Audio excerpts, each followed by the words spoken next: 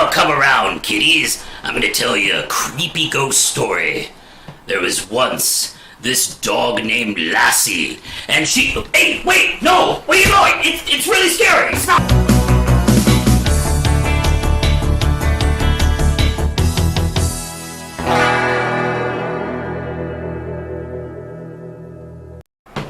Now hear me out. I'm talking, of course, about the Mystery Science Theater 3000 episode, The Painted Hills. It's a Lassie movie, and it's actually MGM's final Lassie film based on Alexander Hall's novel, Shep of the Painted Hills. Lassie plays Shep, another dog, and she belongs to Jonathan Harvey, who is a prospector searching through old-timey California mountains for gold, and they hit a strike. So that's great news. They go back to town to tell his partner about it, but unfortunately he has died, and he has left his share to another businessman, Lynn Taylor, not his family or his wife or anything like that, because it's the past. So anyway, they go digging for gold with Tommy, the son of his late partner. They start finding gold, which is good news, but the bad news is Lynn starts getting greedy and murders Jonathan, making it look like an accident. Unfortunately for him, Shep the dog found out, and she plots revenge because she's a good doggy, and she chases him off a cliff, the very same cliff he pushed Jonathan off of, to a very ironic death. The film ends with the family getting the stake of the gold, and Shep gets a new family, as well as satisfying her bloodlust for revenge. Now, you may think that, of course, is a heartwarming story about a dog's quest for murder, but you would be surprised, if you look at this film a little certain way, that it's also a ghost story.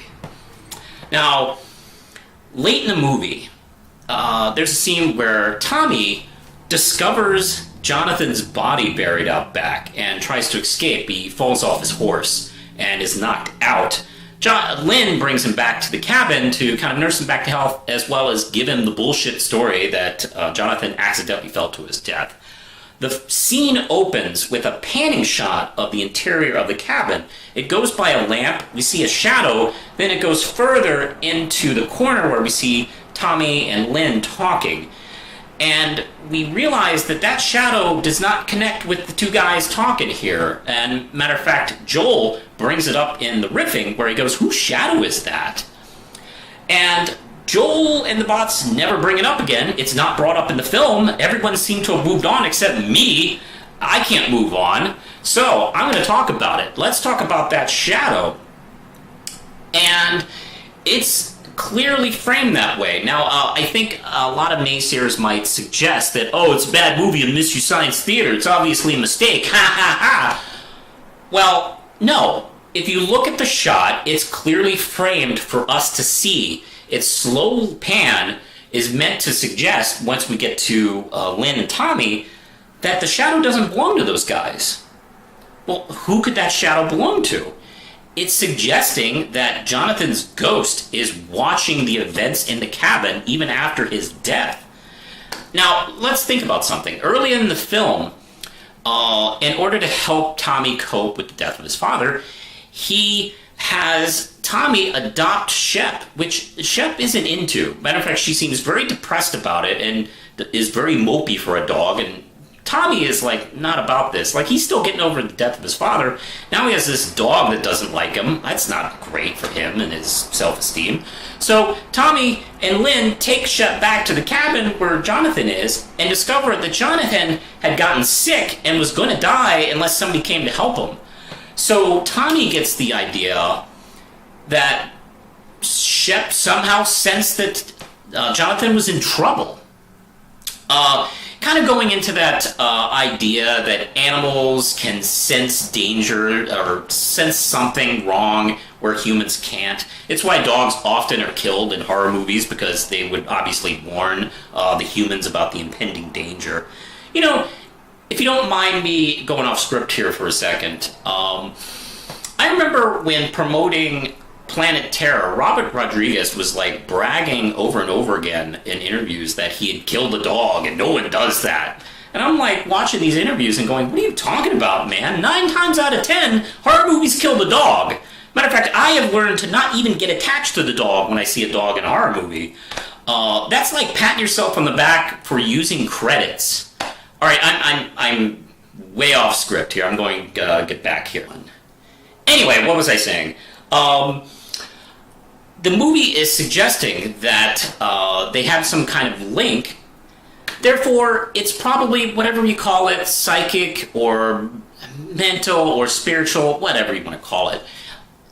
They have some sort of connection. So it's not too much of a leap of faith to believe that they would still have that after Jonathan's death. So therefore, I theorize that Jonathan's ghost is influencing Chef in order to get revenge. Because let's face it, Lassie is a smart dog. It's always been portrayed that way. But Chef didn't see the murder herself. So we're left to believe that she processed the informations like Columbo. It's much easier in film, obviously, not real life, that the ghost did kind of like help Chef understand what happened and how to commit the revenge of murder or something like that in order to push Lynn Taylor off the same cliff that he pushed Jonathan off of.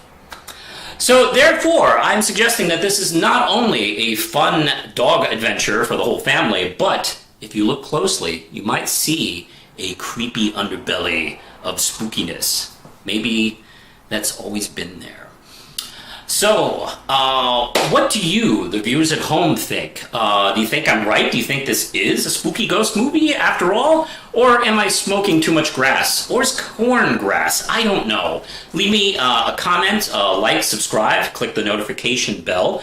I'm also everywhere on the internet, apparently. I'm on Twitter, Facebook, Instagram, Tumblr. You can support The Real Manos and Manos Publishing at Patreon for just $1 a month. And don't forget, I publish a comic book series, The Red Knight. It's available 1 through 4 in print and digital at manospublishing.com.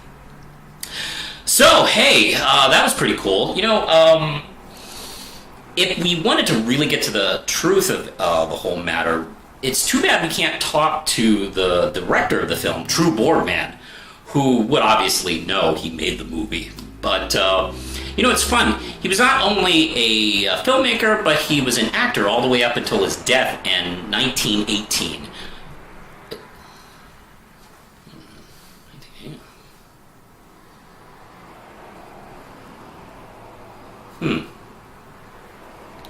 This film was made in 1950.